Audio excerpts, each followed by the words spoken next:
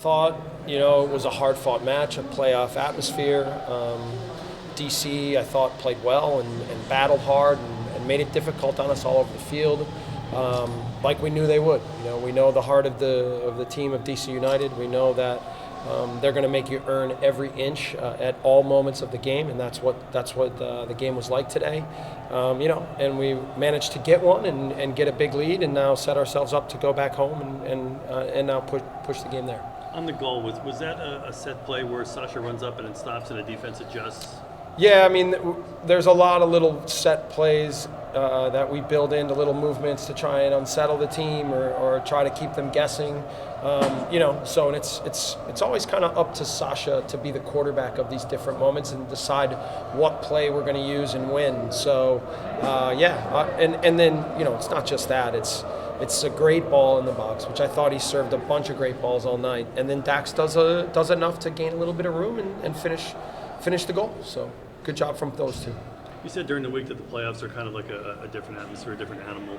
It looked like it took a long time for you guys to settle in. Yeah, well, especially when you go on the road in the playoffs, a lot of times the game doesn't settle down, and it could have gone 90 minutes. I thought it settled down a little bit in the middle of the second half at some point, but that being said, the game was on edge and on the balance at all moments.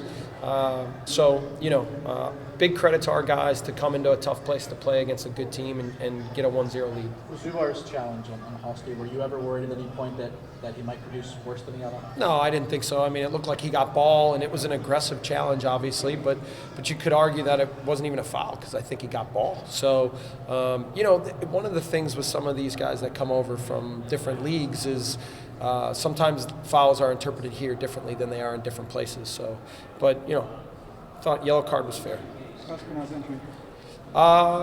We're mildly concerned right now. Hopeful that it's not terrible. So, we'll just have to take a couple of days and get a scan on it and see where he's at. I know this. Sorry.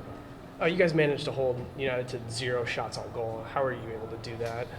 I didn't know that statistic, but I still think they were very dangerous at times. Guys like Spindola and Sabarillo never make you feel at ease because they're always able to pull off a play. So, our defense did well tonight, stood them up in different moments. Most of the chances they got were either from set pieces or shots from far distance. So that's a credit to our guys. Won't be easy to repeat the same feat at home. I know this is maybe a question for a day or two down the line, but as comfortable as your 2 wins against them at Red Bull Arena this year were, you as a coach, would you rather know how well you performed against them at home, or would you rather have kind of something to keep guys? Well, we're not taking anything for granted. It's the playoffs, and DC's going to come to Red Bull Arena fighting for dear life. So, if you have one slip up, all of a sudden the game can be in the balance there. So, with the away goal rules, we're far from out of the woods here. We've gotten to halftime, we've gotten a lead, but we've certainly got a long way to go. Second half, you seemed to settle down a little bit more. Was that due more to having that goal, or was it the physical fitness of the team? Well, yeah, DC comes off a short week, so and they're low on numbers and everything else. So we were able to now start to get control and get a grasp on the game a little bit. But again, at any moment they could have made a play, and they made us earn everything. So big credit to them. Again, we know what kind of game it's going to be back at Red Bull Arena.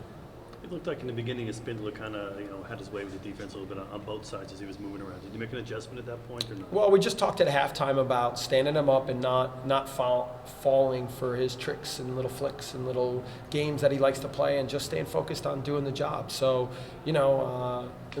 Matt's first playoff game, we're continuing to try and help him understand what big games are like.